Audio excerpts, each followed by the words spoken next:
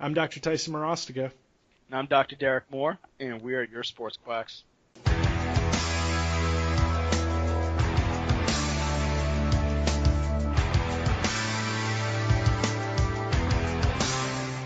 All right, sports quacks, how's everything going? Today, what we're going to talk about is pelvic stability. And what that may mean to us might mean something different to a women's therapist who's working with incontinence or some type of issue when it comes to just pelvic pelvic strength problems.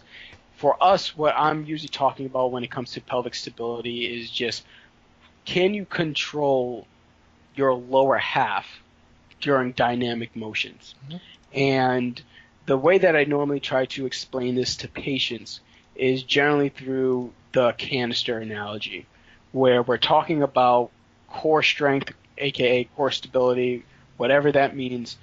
It's really just a matter when you start to look at your body as a core is you have your oblique system, your rectus abdominis, and then you have your posterior system, which is your QL, the multiple levels of the erectors, and then you're going to have the top of your canister, which is your diaphragm, and then the lower part of your canister, which is your pelvic girdle, and basically just in layman's terms, your pelvis. And when I speak to patients about creating power, creating strength, or just stabilizing your spine, you have to look at it as that 3D object of, okay, where are we leaking energy?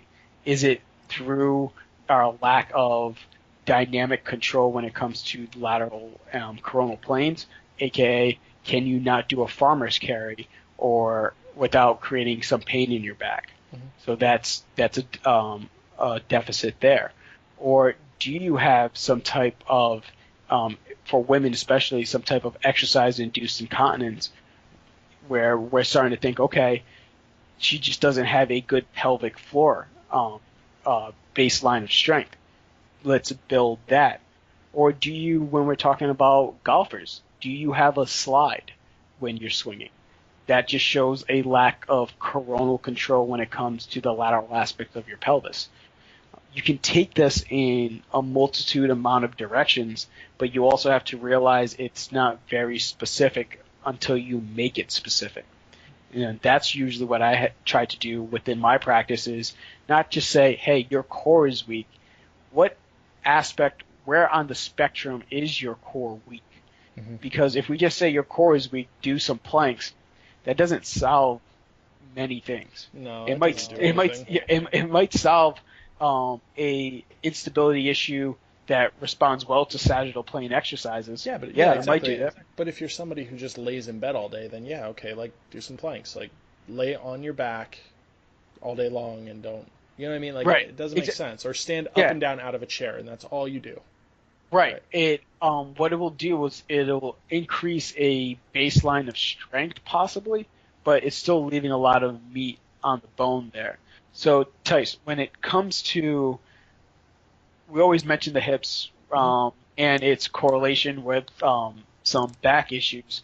When it comes to mobilizing and or strengthening the hip pelvic girdle area, do you find yourself doing a little bit more mobilizations there, or do you find yourself working on a little bit of strength? You know what? And that's a great. It's interesting because it depends, right? Yeah. Like it really does.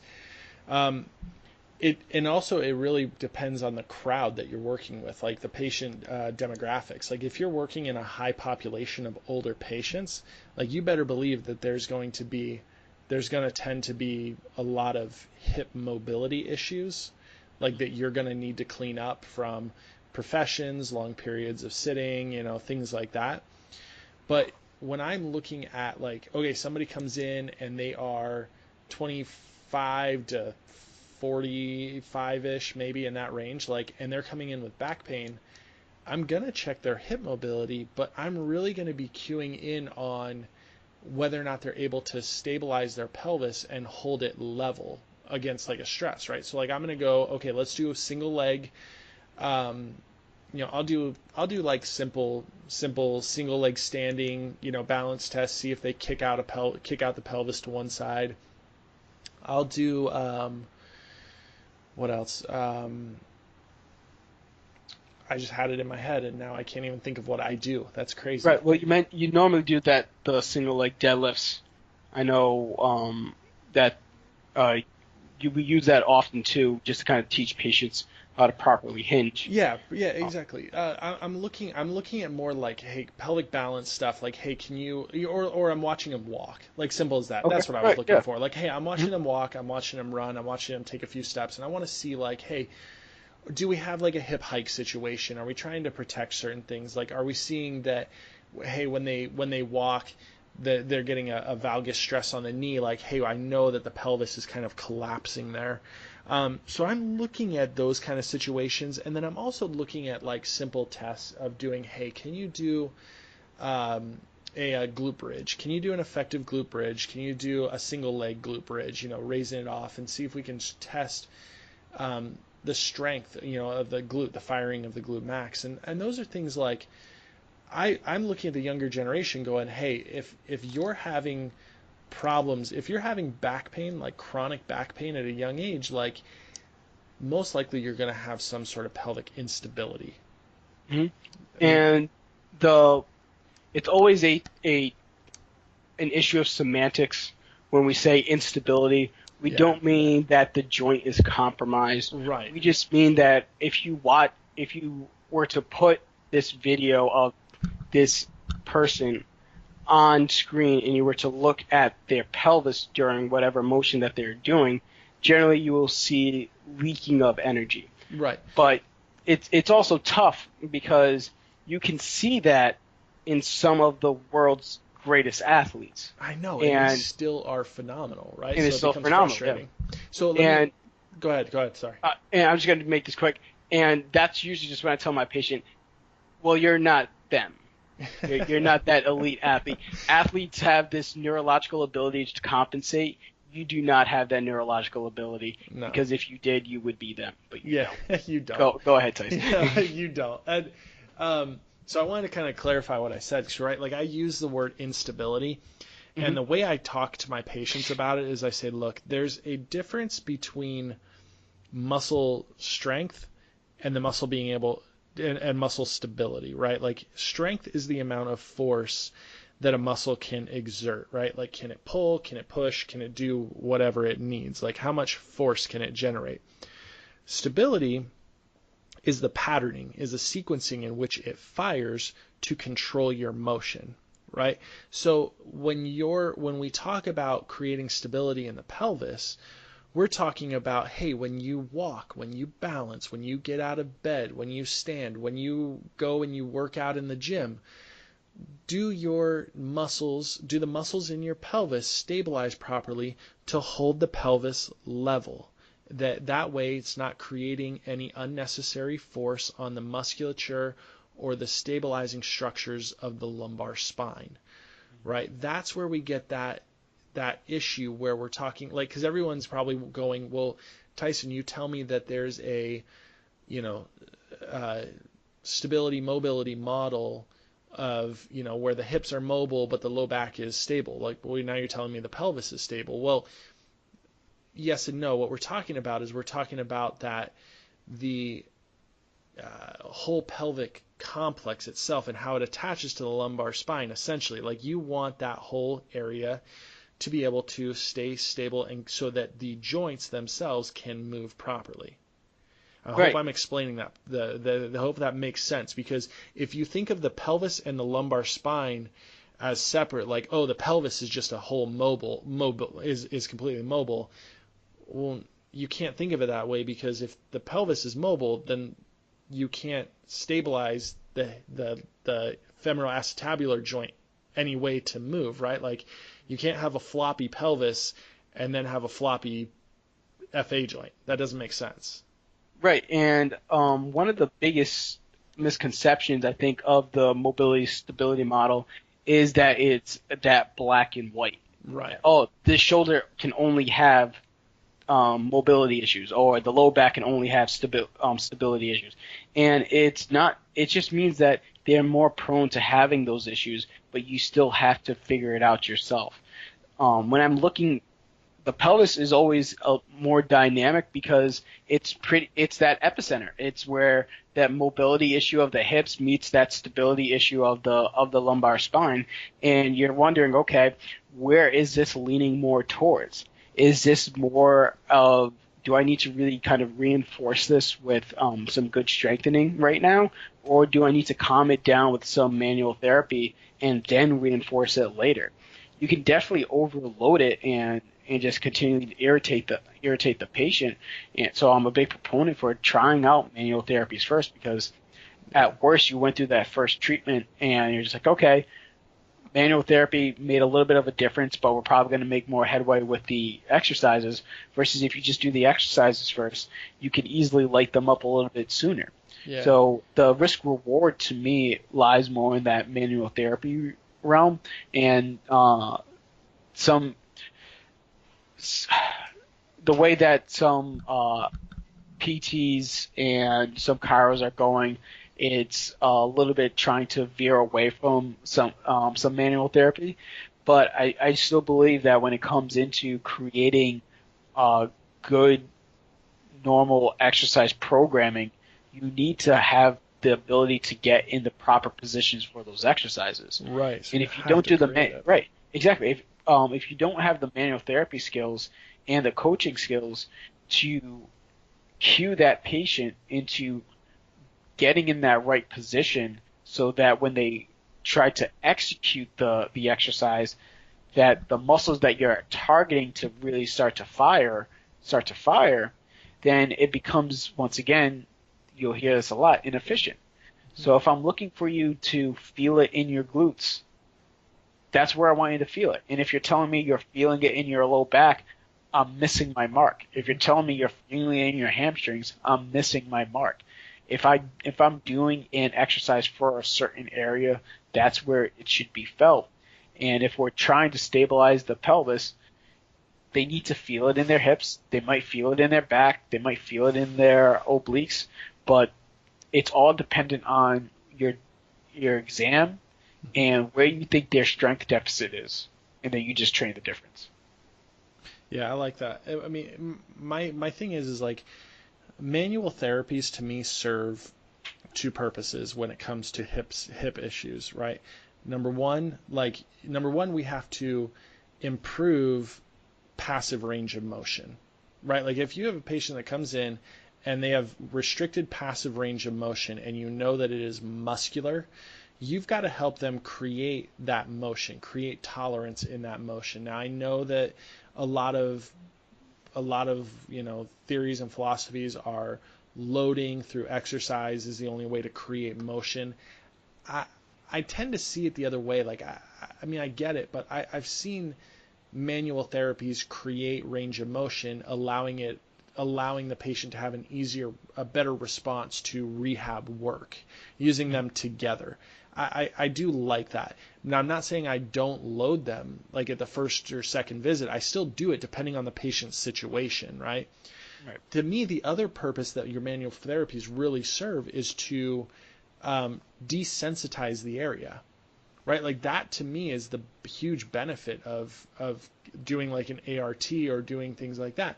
It really does desensitize it. Now, the hip can be tricky because I've seen patients that come in with some sort of sciatic nerve entrapment, and the slightest touch will just set them off, right?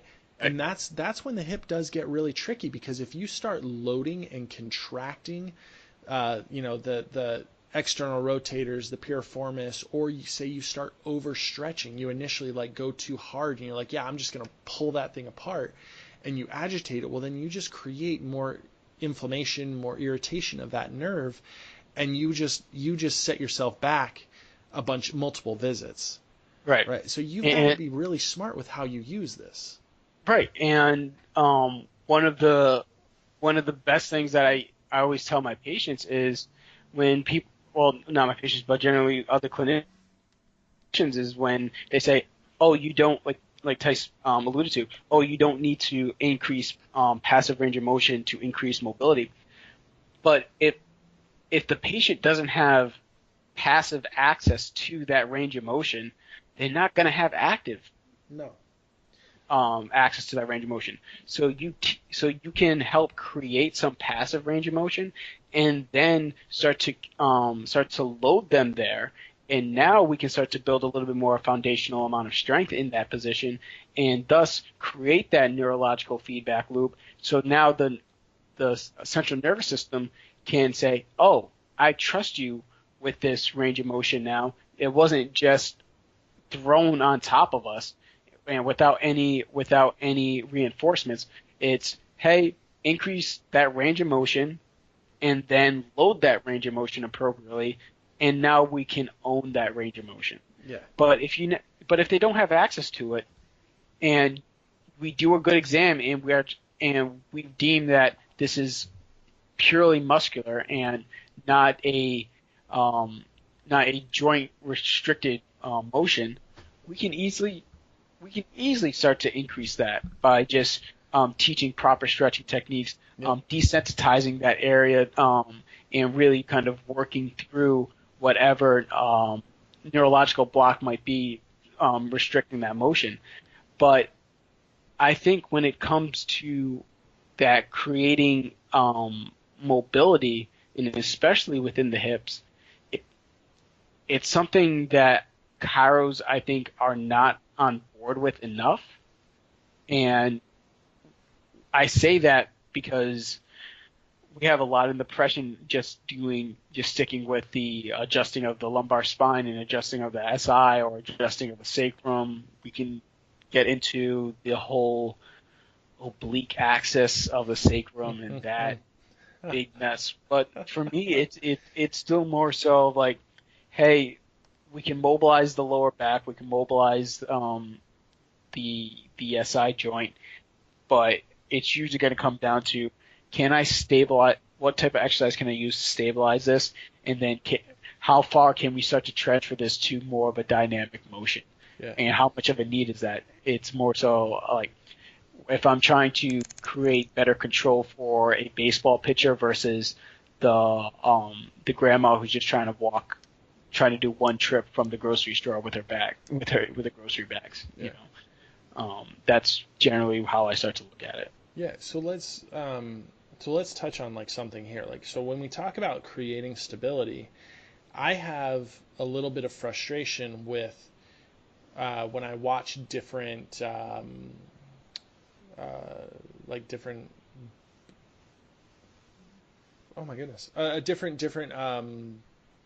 techniques, like different techniques and different philosophies. Don't know why that word left me.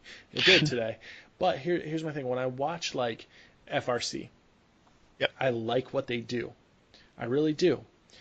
But my big frustration is, when have you ever seen anything that they put on Instagram or Facebook or anything that involves them using a patient who has significant loss of range of motion, or is in pain, or is dysfunction, like truly dysfunctional? Have you ever seen one of their videos that has that? Oh, well, that's a great plug for my poorly used Instagram, where I used FRC with a patient with cerebral palsy. Love it. But yeah, it's out there. I'll tell you that it's out there, Okay. but it's not sexy. It's not sexy. So when people will show up on your Instagram feed are the ones that gets the likes, and the ones that get the likes are the ones that tend to be more circus-like versus clinical. Right. And when it comes to the FRC concepts, it's such an easy application to good hip mobility and just generalized pelvic stability. But nobody wants to, unless you're myself and Tice, nobody wants to watch the actor or the actress working on segmentation of the lumbar spine. Yeah. Nobody wants to watch that. But It's right, but that's you and me. But nobody really wants to watch that. They're just gonna look at it and be like, they're just doing a really slow cat camel, but they don't understand the the intricacies of what's actually going on. Yeah. They'll slow those minute details of being able to slowly move through those ranges of motion and have control of that is impressive to you and me. And it's very similar to when we went to TPI level 1 and they did the pelvic tilt test and that shake and bake, that poor motor control. Yeah. And that's basically an FRC concept. It's just like, hey, do this motion. Oh, you're shaking there. It shouldn't be that hard. If you did the pelvic tilt test over and over and over again, it reduces. That shake reduces, and I'll tell you from experience, you start to feel it. Like you'll feel it in your lumbar spine. You'll feel some of that tension start to build up. But the biggest problem I think with techniques is Instagram. Yeah.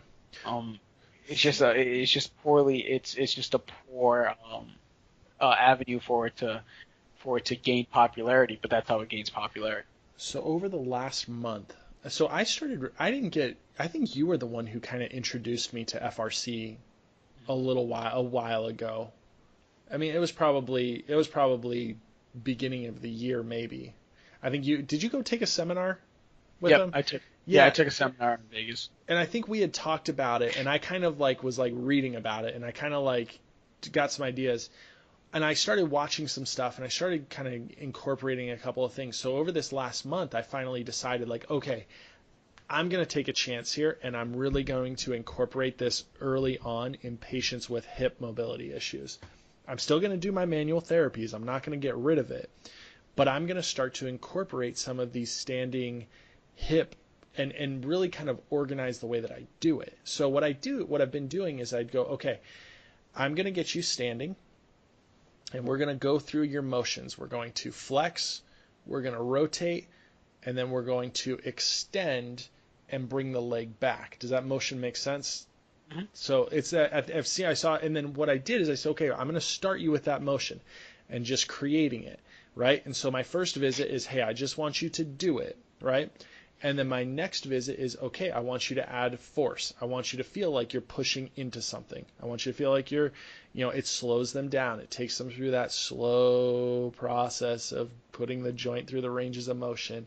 And I've been trying to test it out, and I've actually seen quite a difference with patients starting to get getting motor control over those ranges of motion. I do a little bit more testing with, hey, okay, we're going to do that, and then we're going to do a single leg deadlift, and I want to see your motor control over the single leg deadlift. And it actually really significantly improves after being able to control the hip. That's my one thing when I do my pelvic stability stuff. I've started to run my patients through those motions, and I've actually really had a lot of success with it. Yeah, and what Tyson's talking about is controlled articular rotation. The acronym is CARS for the hip, and what is really just taught is exactly what Tyson was explaining. It's a matter of you show them the motion that you want them to do, and then the details will end up being, okay, let's slow the motion down. Think about the air weighing 200 pounds, and you're trying to push through that, creating what they call irradiation, where you're really you're basically flexing all your muscles at the same time. Think about just bearing down and trying to move your hip without moving any other part of your body, so that way you're fully focused on what's going on with your hip. And what we do after you take that seminar is you use CARS as a mental check-in for your patient. So the way that I use this is when I was helping out with the NFL Combine, and I had guys who came in with some type of hip or pelvis related disorder, tight hamstrings, chronic hip flexor strains, hip pointers in the past, even low back SI joint issues. I showed them a hip CARS, and I say, I need you to do this every morning, every night, and every day before you come in for treatment. Because what that does, it allows for them to really start to pinpoint where their deficits are. Mm-hmm. Because if I come in and I tell you it hurts, my hip hurts. Oh, when does it hurt? It kind of just hurts all the time. Or if I come in and I can't convey it, but I can put my leg up in full flexion and slight abduction and say it hurts here when I do this. As Tyson and I had mentioned in previous podcasts about knowing your anatomy, now it makes things a lot easier for you to diagnose what's going on. Absolutely. You're like, oh, it hurts you right there, only there. When you actively use it, you take them there passively, doesn't hurt them, you know it's a muscular issue. Now you know what to do. It just makes it so much easier. He doesn't need to tell you it hurts with flexion and abduction. He just has to show you where it hurts, and it makes your assessment that much more efficient. But what it also does for him is once you help move past that issue, you have him do the cars again. There's no issue. Good. Keep doing the cars. Because now he goes out to train. He goes out in his everyday life. He continues to do the cars. The morning he wakes up, he does cars again. It feels a little bit iffy. He knows he has a harder training session that day. He knows he has to work on his hip mobility. He knows he has to be a little bit extra careful. He has a better control of his own body, and that's what we're trying to give to not only our athletes but our patients, a better understanding of their body so they're not completely relying on us. Right. Well, you say it right there. Like, that's what we do when we create stability, right? Like, when we're talking about like creating pelvic stability or creating core stability, we're giving them awareness and we're connecting their body movements, right? Like, that is what we want to do, so that when your patient, say you're someone who has an instability in the lumbar spine and we know it, like, we're not going to sit there and say, okay, you're going to do planks and you're going to do, you're going to bear down and try and squeeze everything. Like, we don't just do that. We literally sit and we go, okay, I want you to understand the feeling of, hey, how does it feel to wear a weight? Have you ever worn a belt while you're lifting at the gym? Right? Like, I always love that description. Like, hey, have you ever worn a belt at the gym while you're lifting? And some people will say yes, some people will say no. But I go, okay, I want you to picture that you're wearing a belt, right? That belt provides that stability. That's what we want to feel. We want to feel that all the way around, right? That's not just your abs. That's not just created by your abs. Think about all the muscles you're crossing. You're crossing your obliques, your transverse abdominis. You get into the back, it's the QL, the erectors, the multifidi, the lats, all of that, all the way around. I want you to create that feeling of getting strapped into that belt, and then I want you to stand up. I want you to create motion, right? So, like, I always love the description of, like, when I have my golfers doing their bird dogs, or I have my golfers doing their a plank variation where we'll do like a rotation with it, a thoracic spine rotation with it. I always tell them, like, look, I want you to feel like I'm going to punch you in the stomach. Yep, right? Like, what happens when somebody's going to punch you in the stomach? You literally, like, suck in your belly button towards your spine, and you fire everything, right? You're not just firing your rectus abdominis. You're not just trying to, you're not like, you don't fire the hip flexors, or you don't like, you don't do something stupid. You literally, like, brace everything for that impact. And that's that sense. I want you to brace your abs, and I want you to squeeze your glutes. I want you to brace like I'm going to punch you, and I want you to squeeze your glutes, and then we're going to move. Right? That's my cue for my golfers. And that's probably not the best way to describe it, but that's what I have found is my easiest way to communicate it with someone. Right. And once again, this can go into a little bit more of rehab versus strength training and performance. But what we're trying to do here by just doing that, what Tice was using is he was using external cues and internal cues. And it's all a matter of what works best for that patient. Squeezing your glute is an internal cue. Like, they have to think about where their glute is in space and how to squeeze that. Yep. External cue would be, hey, bear down as if I'm about to punch you in the stomach. So, because people will have different responses to different types of cueing, and it's all a matter of okay, this person learns this way. You may learn better with internal cues. You may learn better with external cues. We're going to move with that. And then if you're working in a sports-based population, those coaches are also going to they should have an understanding of what athlete responds best to. And if they don't, you can now tell them, be like, hey, listen, when we're trying to create some impact, tell him while he's running instead of to stay light on his feet to really push through the earth. Mm-hmm. And they're like, oh, well, is that getting him to run a little bit quicker? I'm like, yeah. He's like, okay. They don't care, you know. They just want the person to perform. And what we do in the therapy setting is we not only work as manual therapists, but we also start to work as a little bit of psychologists. And we're just like, okay, I'm trying to create some strength in this area, and I now need to make sure that this person feels it where I want them to feel it, can reproduce that feeling on his or her own, because it doesn't make any sense for them to only be able to do the exercise with us. You can't do it at home. And then how does this person learn? Do they use internal, external cues? Because when they come in for another issue, we now know how to interact with their central nervous system in a more efficient way. Yeah. That's an amazing skill that you have to develop. You know, and the importance of pelvic stability in just general performance for your grandma to your major league pitcher, it varies, but it's definitely something that might play a role in whatever you're seeing in your office, whether it comes down to knee issues, low back issues, hip issues. People can say some contralateral shoulder issues.